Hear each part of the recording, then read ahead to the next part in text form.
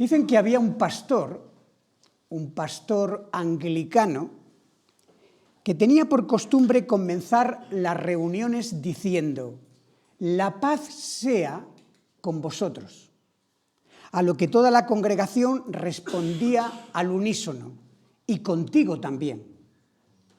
Era algo tan asumido en la liturgia de esa iglesia que un día tuvieron problemas con la megafonía. Así que, viendo el pastor que su voz pues realmente no salía por el micrófono, empezó a trastearlo y a hacer señas al técnico de sonido, sin darse cuenta que ya tenía amplificación. Así que dijo: «Algo pasa con este micrófono que no funciona», a lo que la fiel congregación respondió: «Y contigo también».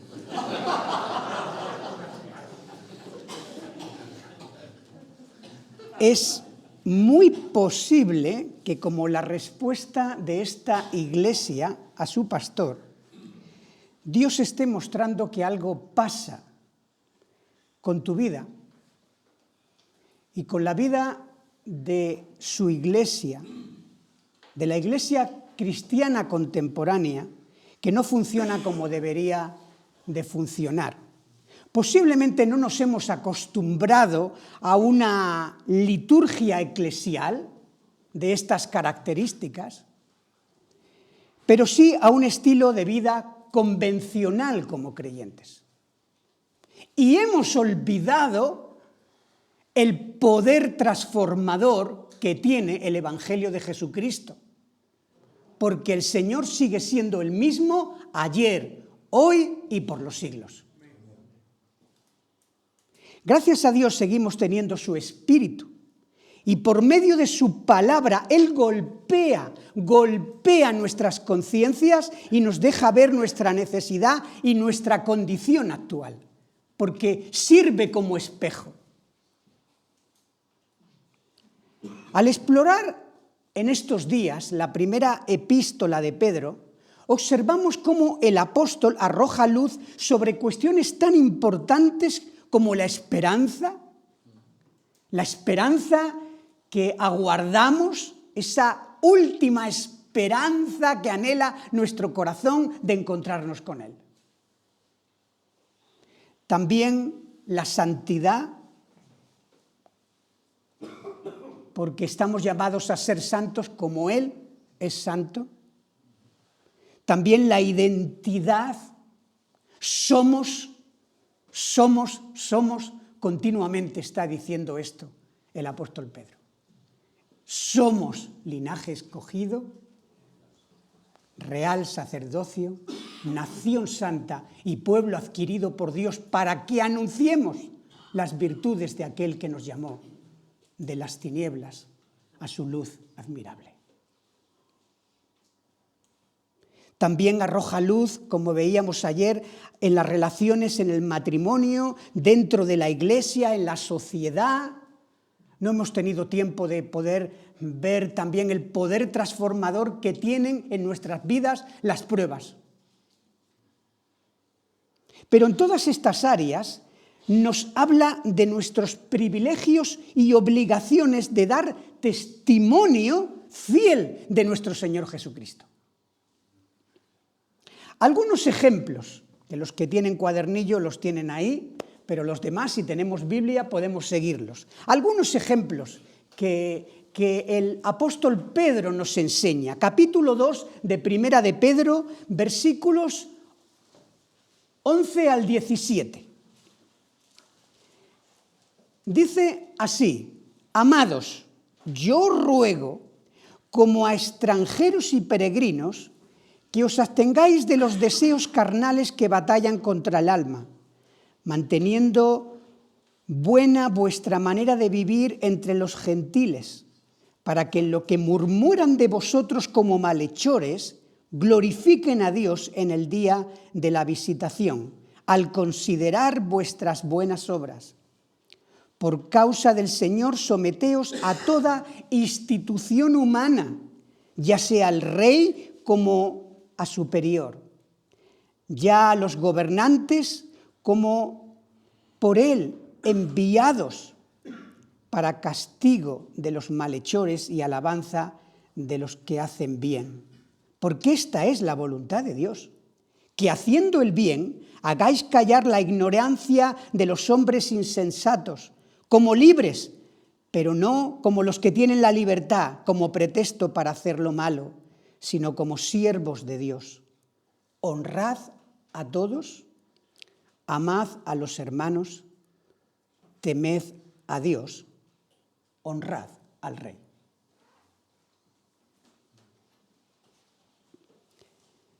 Ahora fijaros, a los criados, si antes ha estado hablando a todos, ahora se dirige directamente a los criados. Y los criados de antes no es como los criados que podemos considerar ahora. Antes no había ni seguridad social, ni vacaciones, ni nada, eran esclavos. Capítulo 2, versículo 18. Criados, estad sujetos con todo respeto a vuestros amos, no solamente a los buenos y afables, sino también a los difíciles de soportar. Esto lo podemos aplicar a nuestros jefes. A las mujeres, hoy tenemos aquí mujeres, bienaventurados somos. A las mujeres, capítulo 3, versículo 1 al 4. Asimismo vosotras, mujeres, estás sujetas a vuestros maridos, para que también los que no creen a la palabra sean ganados sin palabra por la conducta de sus esposas, considerando vuestra conducta casta, respetuosa, vuestro atavío no sea el externo de peinados ostentosos, de adornos de oro o de vestidos lujosos, sino el interno, el del corazón, en el incorruptible ornato de un espíritu afable y apacible, que es de grande estima delante de Dios. Y ayer veíamos un solo versículo que le dice a los hombres,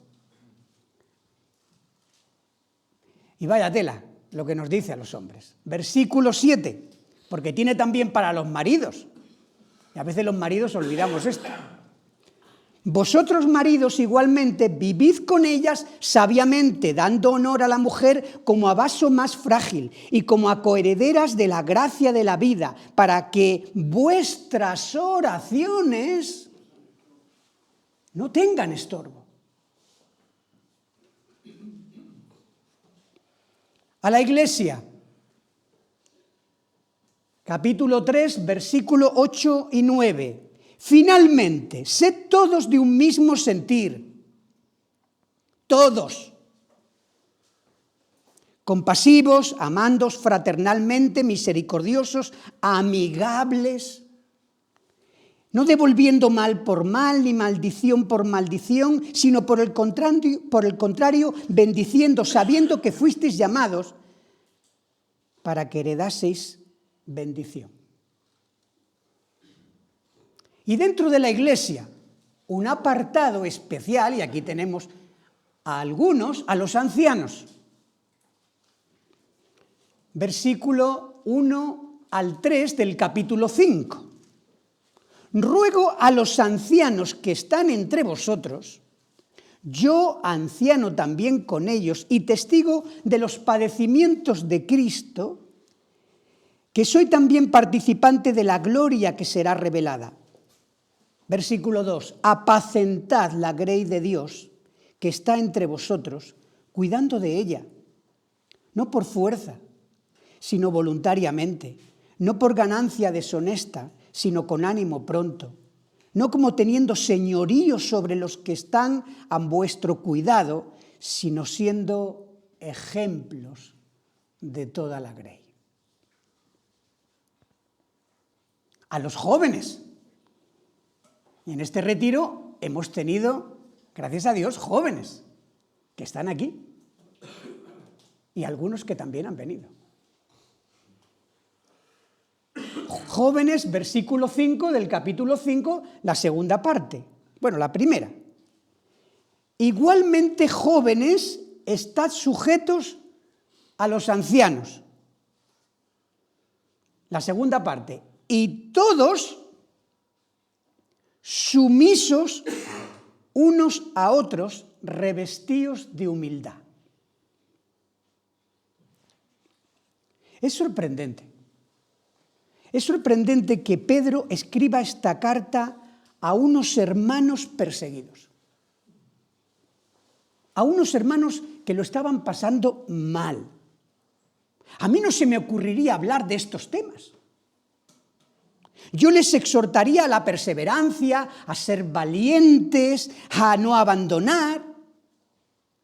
Pero aquí el apóstol guarda un silencio significativo sobre algunas cosas. Sobre el dolor, sobre la pobreza, sobre la penosa condición de vida, sobre la cruel persecución. Incluso les dice que no se sorprendan por la prueba que están pasando. Y es que, como decíamos en estos días, y vuelvo a repetirlo y a recalcarlo, no hay nada en nuestras circunstancias, en las circunstancias personales que cada uno estamos viviendo, no hay nada que pueda impedir nuestra madurez y nuestra santidad. Quien impide nuestro crecimiento espiritual no son las circunstancias, es nuestro pecado. Por eso el apóstol llega al final de la carta e insiste, versículo 5, revestíos de humildad. ¿Por qué? Porque Dios resiste a los soberbios y da gracia a los humildes. Este es un versículo que no solamente aparece aquí en Pedro, se vuelve a repetir en algunas partes. Dios reacciona muy mal delante de los soberbios y orgullosos. Muy mal. No luches con Dios. No pelees contra lo que Dios está permitiendo en tu vida. Sé humilde. Humíllate. Aprovecha este tiempo, si eres sabio, como nos exhortaba el hermano, aprovecha este tiempo para crecer, para ser cada día más semejante a Jesús, porque ese es nuestro llamado, hasta que Él vuelva por segunda vez. No vivas resistiéndote a las circunstancias, sino rindiéndote a la voluntad de Dios. Dios sabe lo que hace. Sabe mejor que tú lo que necesitas. Por consiguiente, versículo 6. Humillaos, pues, bajo la poderosa mano de Dios, para que Él os exalte cuando fuere tiempo. Mirar, lo único que puede hacer que nosotros vivamos conforme a las directrices que Pedro nos está enseñando en estos capítulos, en los capítulos incluso anteriores, es que claudiquemos delante de Dios. Que nos quebrantemos delante del Señor. Que nos humillemos. Que podamos rendirnos por completo a Él, pero de verdad. No solamente cantando, humillar, me quiero humillar, me humillo delante de ti. Ya sabéis que los evangélicos cuando más mentimos es cuando más cantamos.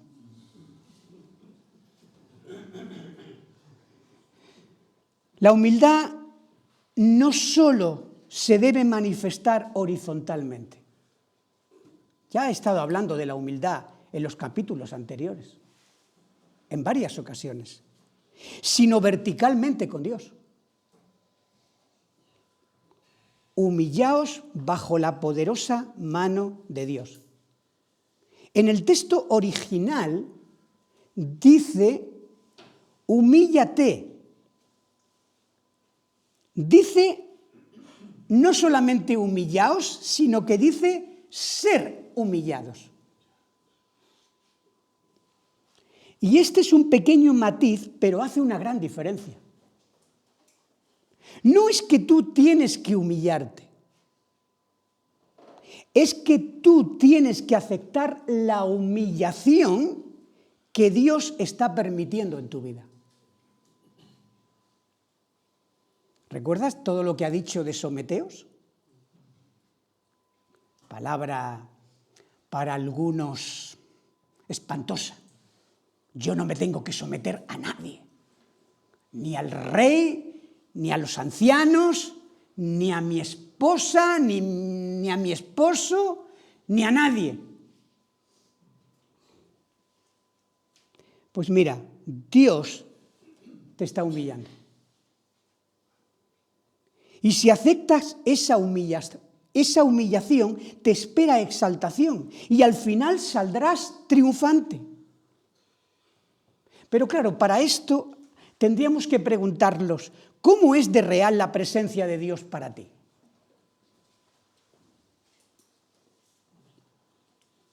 La presencia de Dios debe iluminar y transformar todas las áreas de nuestra vida, todas las áreas, todas nuestras relaciones. ¿Cómo es de real la presencia del diablo para ti? ¿Eres consciente de su existencia y presencia para hacerte caer en el camino de la fe? ¿O ignoramos, como dice el apóstol Pablo, sus maquinaciones?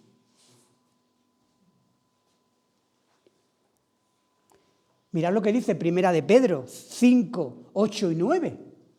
Sed sobrios y velad. Velad, porque vuestro adversario el diablo, como león rugiente, anda alrededor buscando a quien devorar, al cual resistid firmes en la fe. O-B-A. Esto me encanta decirlo. Lo llevo diciendo mucho tiempo y especialmente cuando trabajaba entre jóvenes. O-B-A. Ojos bien abiertos. ¿Ojos bien abiertos a qué? Porque tenemos que tener ojos bien abiertos para ver al diablo. Y tenemos que tener ojos bien abiertos para ver al Señor.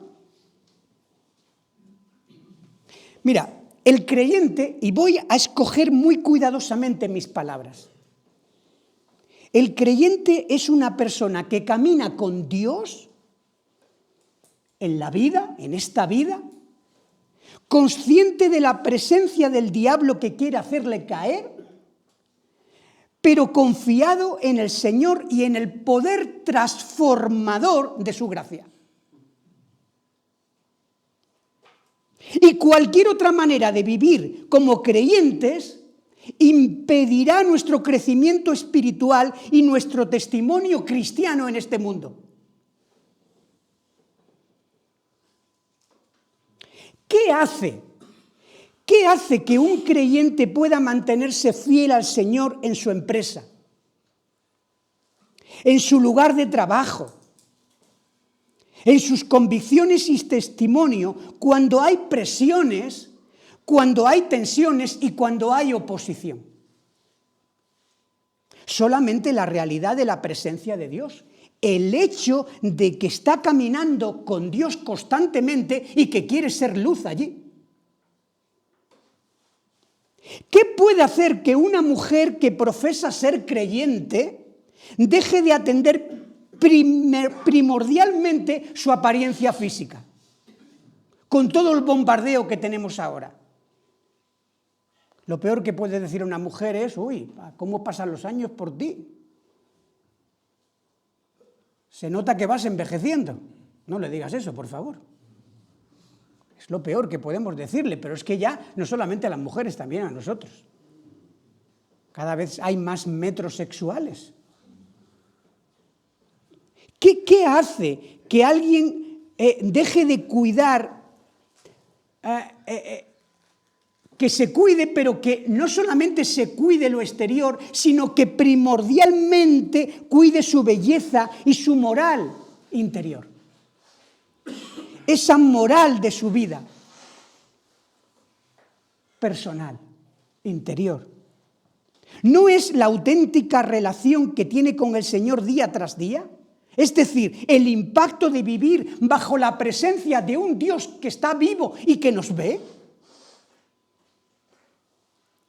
¿Qué hace que un hombre cristiano esté dispuesto a renunciar a su egoísmo y busque cuidar a su mujer, honrarla y verla como coheredera de la gracia? ¿No será la auténtica presencia de Cristo en su vida, que ha sido transformado por ese evangelio? Y así sucesivamente podemos ir repasando las lecciones y los capítulos que hemos visto desde el 1 al 5.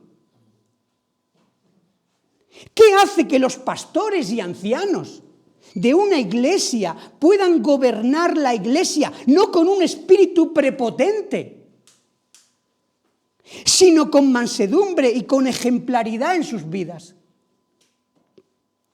¿Qué hace que los jóvenes se sometan a sus ancianos?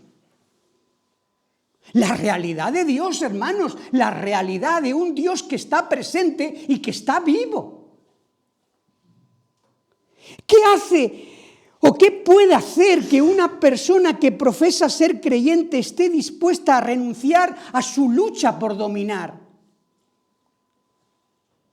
en el contexto de su vida familiar, matrimonial,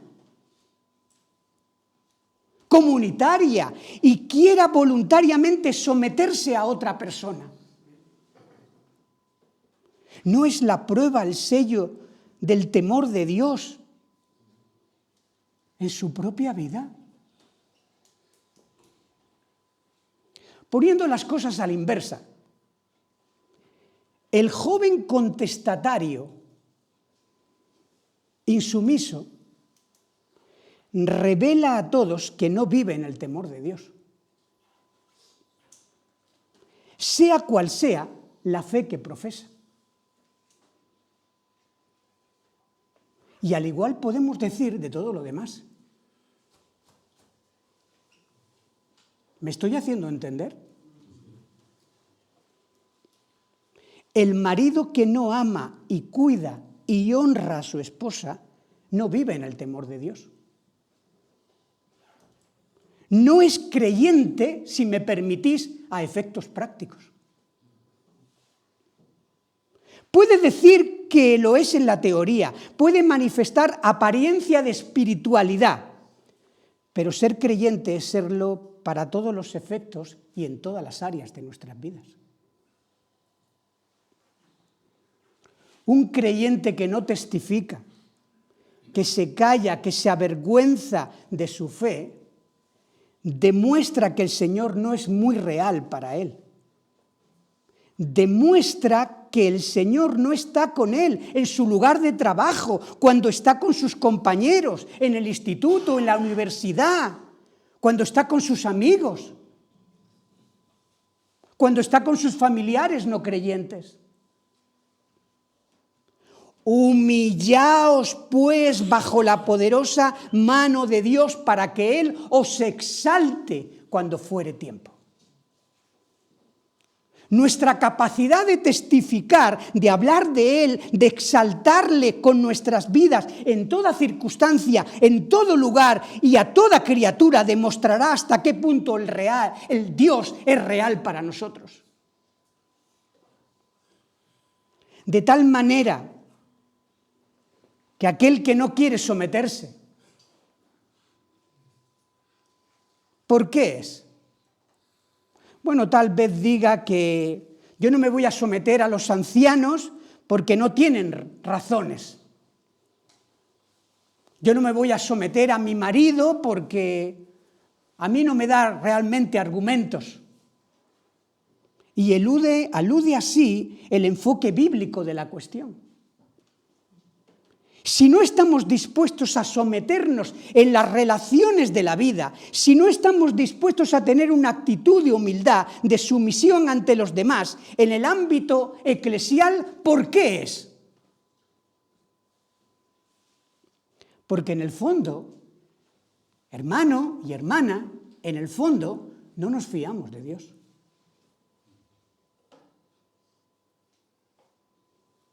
No creemos que Dios sea capaz de velar por nuestros intereses y vindicarnos. Si nosotros mismos luchamos por ello, buscamos nuestra propia vindicación, nuestros propios intereses, y no permitimos que nadie nos sujete, detrás de nuestra insumisión hay un espíritu de soberbia, de autosuficiencia, de independencia, de creer que nosotros sabemos mucho más que Dios. En otras palabras, todos por naturaleza carnal buscamos, algunos más abiertamente, otros de manera mucho más sutil, pero todos buscamos en la carne nuestra propia exaltación. Somos necios. Y como decía Fernando, a veces la palabra parece que nos insulta, ¿no? Pero si es que lo somos necios. Olvidamos y eludimos la verdad bíblica de que hay un Dios en los cielos que está sentado en su trono, que no se le escapa nada, que todo está bajo su control y que humilla a los soberbios y exalta a los humildes. Con nuestro afán de luchar por ser algo, ya sea en la sociedad, en el matrimonio, en la familia, en la iglesia, solo creamos pleitos, divisiones, tensiones, guerra de gusanos entre nosotros,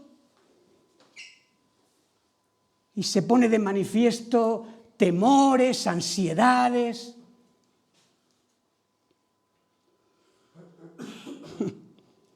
Aquí Pedro nos dice cuál es la alternativa. Antes de acabar la epístola, nos da la alternativa. ¿Cuál es el camino de Dios? Es vivir ante Dios, tener los ojos bien abiertos al hecho de la presencia de Dios en todo momento en nuestras vidas, comprendiendo que nuestras vidas están en sus manos y que el Señor es poderoso para vindicar a los suyos. Y entonces, solo entonces, humillarnos ante Dios, sabiendo que Dios mora con los humildes y a su tiempo y en el momento oportuno nos pondrá en el lugar adecuado, realmente será algo que nos haga estar tranquilos y confiar en Dios, fiarnos de Él. ¿Dónde está nuestra confianza? O mejor dicho, para ti, porque te estoy hablando a ti, no a tu hermano, ni a tu marido, ni a tu esposa, te estoy hablando a ti. ¿Dónde está tu confianza en esta mañana? ¿En Dios o en ti? ¿Dónde tenemos nuestra confianza? ¿En Dios o en nosotros? No contestemos a esta pregunta en la teoría, porque todos sabemos o deberíamos de saber dónde está nuestra confianza. Ahora, examinemos las relaciones de nuestra vida, cada una de ellas, y nos dirán dónde está de verdad nuestra confianza. No quiero ser malinterpretado. No estoy diciendo que no hay que buscar y luchar en nuestra vida por la justicia, por la igualdad, por la libertad. Damos gracias a Dios que en la historia hemos avanzado mucho en algunas áreas. Estoy hablando de tener que rendirnos en algunas situaciones de nuestra vida a la voluntad de Dios. Es como, ¿recordáis a David y a Saúl? Cuando Saúl se vuelve paranoico y David tiene que salir, ¿verdad? Y tiene que esconderse y tiene que vivir en el desierto, en ese desierto amplio y espantoso que le toca vivir por años. David tuvo que aprender, como vemos en los Salmos, a volcar toda su ansiedad sobre el Señor, en medio de su circunstancia. Por eso Pedro, A todo lo expuesto en su carta, añade algo más, versículo 7. Echando toda vuestra ansiedad sobre Él, porque Él tiene cuidado de vosotros.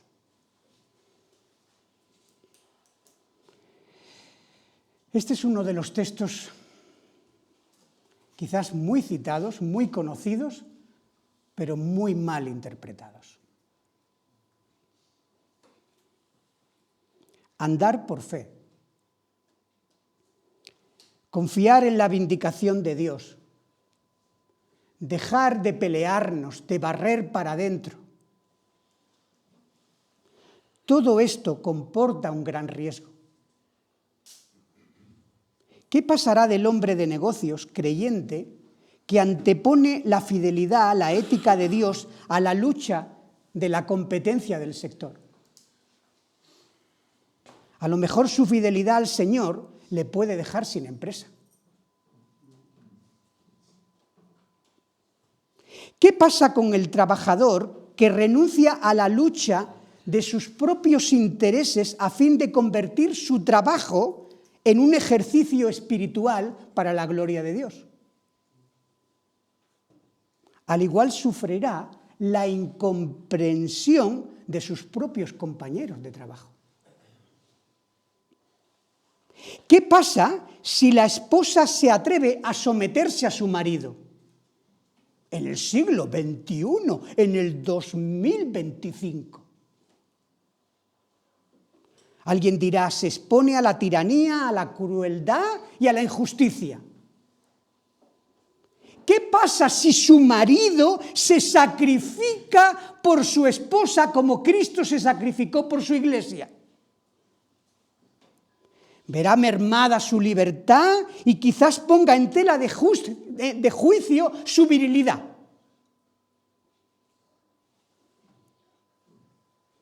Y en todas estas áreas nos viene una ansiedad. ¿Quién proveerá cuando yo no estoy luchando?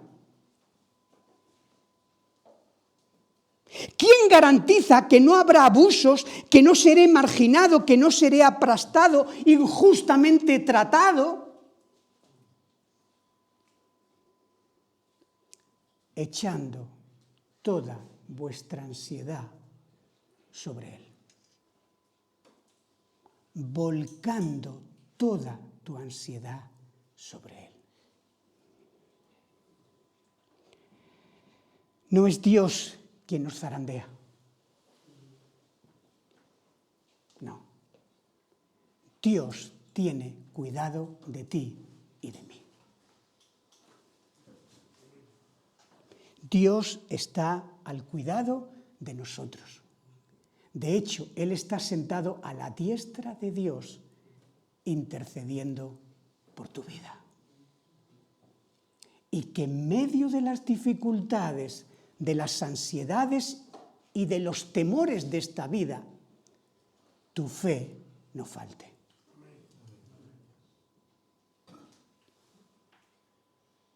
Pero todo esto se dice muy fácilmente en público. Otra cosa es vivirlo de verdad.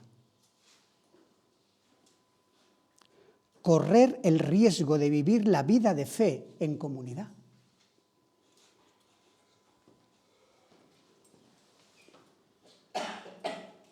Ahora, ¿somos creyentes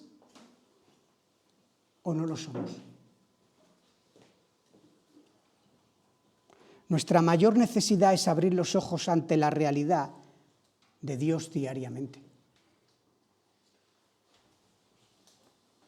Cultivar la presencia de Dios en nuestras vidas, todas las horas, en todo momento. Ser luz allí donde hay oscuridad. ¿Nos atrevemos a portarnos en la Iglesia según las directrices de Pedro? ¿Sabiendo que hay otros hermanos que no se portan así?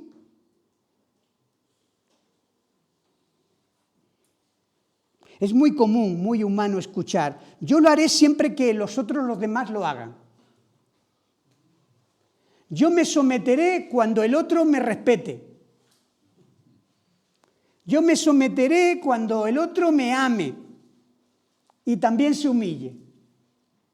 La comparación es muy humana, pero muy dañina, ¿eh? Solo nos atreveremos si en la práctica realmente tenemos en cuenta la presencia de Dios. Si la práctica de la presencia de Dios nos ha llevado a la firme y a la plena convicción de que hay un Dios en los cielos que cuida de los suyos.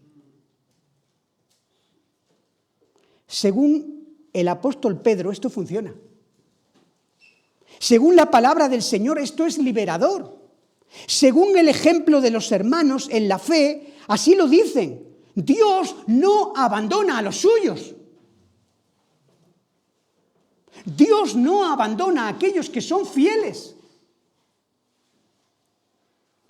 Puede ser que la persecución no termine, y en aquel momento no iba a terminar, sino que se iba a complicar.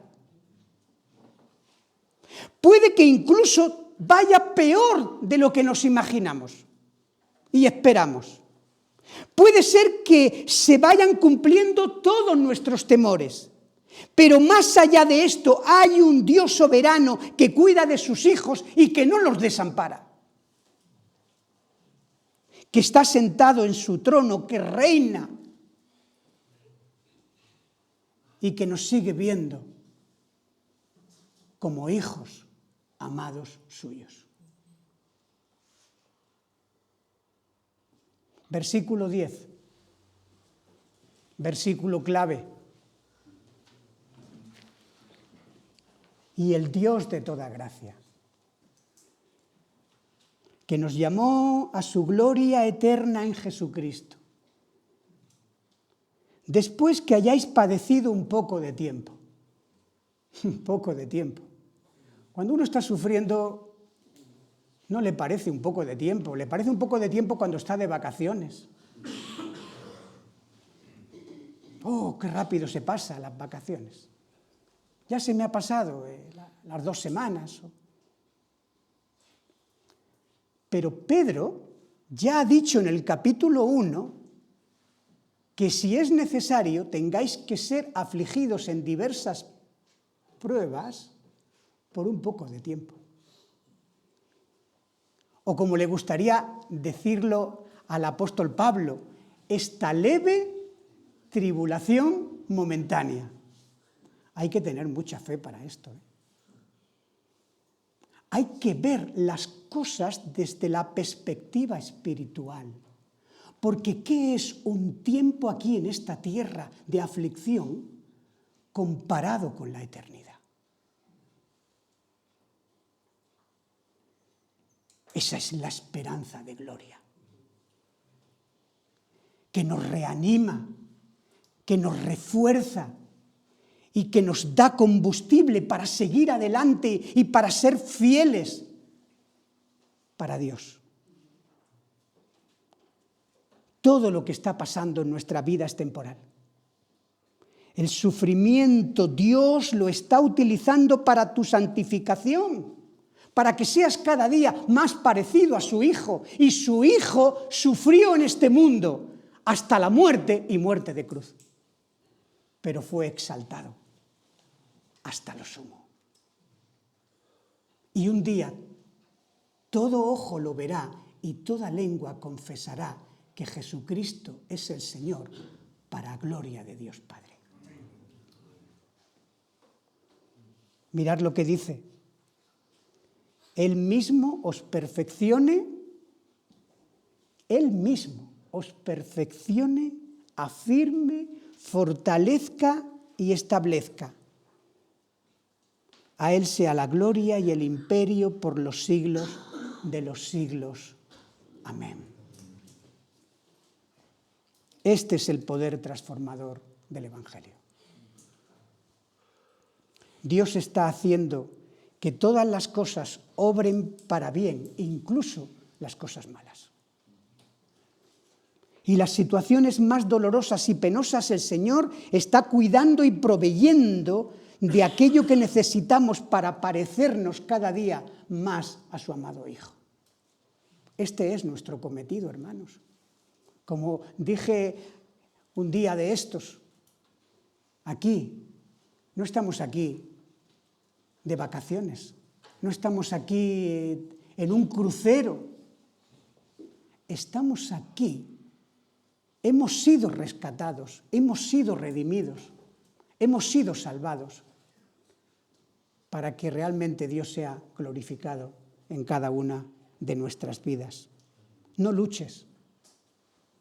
Déjame decirte esto, no luches, no pelees con Dios contra lo que Dios está permitiendo en tu vida. Aprovecha este tiempo para crecer en esperanza, en santidad. Aprovecha este tiempo para redescubrir tu verdadera identidad en Cristo y la misión por la que Dios nos ha puesto en este mundo. Y también reaprende a disfrutar, si quieres realmente tener una vida plena y ver días buenos en tu relación matrimonial y en tus relaciones interpersonales, en tu relación comunitaria. Si quieres realmente disfrutar de la vida y que tus días cuenten, confía en Dios, fíate completamente del Señor y ríndete a su voluntad, porque Él cuida y vindicará a su tiempo a sus escogidos. Que el Señor nos bendiga. Y que el Señor nos ayude a que realmente Él y solo Él sea el centro, que podamos vivir y vibrar por el Evangelio de Jesucristo, para gloria y honra de su santo nombre. Amén. Que el Señor os bendiga.